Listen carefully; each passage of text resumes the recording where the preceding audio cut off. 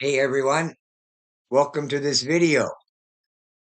Today I've decided to do a side-by-side or a two split screen video of January 10th, 2024 and June 14th of 2022 to show everyone the real difference in this highway upgrade. So right now, as you can see, we're coming up in the January 10th video. We're driving on what is on the right-hand side of the June 14th, 2022 video.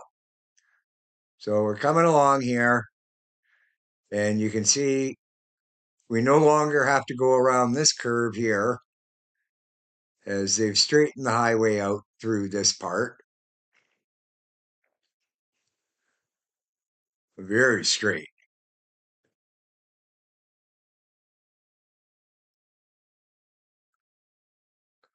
So right now you can see the viaduct in the June 14th being built on the right-hand side. Well, that's what I am driving on the left-hand side. So I'm actually driving where there is midair right now. So coming up here, we'll be coming up to the rock cut. So here, the rock cut is right on the left. I haven't even started cutting it yet. I just went going through the rock cut, and you can see here, it's pretty well the same. So I sped up the video on the June 14th to keep up so that the beginning and the end of the videos start and end at the same time. There is about a 5-minute difference in the length of the videos. So it actually looks like I'm going way faster in June 14th than I really am. I'm actually only doing about 35 kilometers an hour in that one. And I'm doing 72 in the June 10th. So now,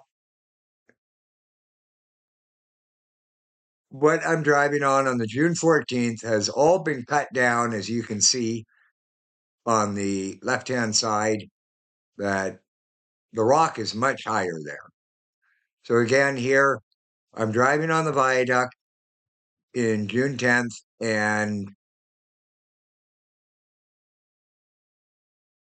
I'm still driving on the road on the June 14th.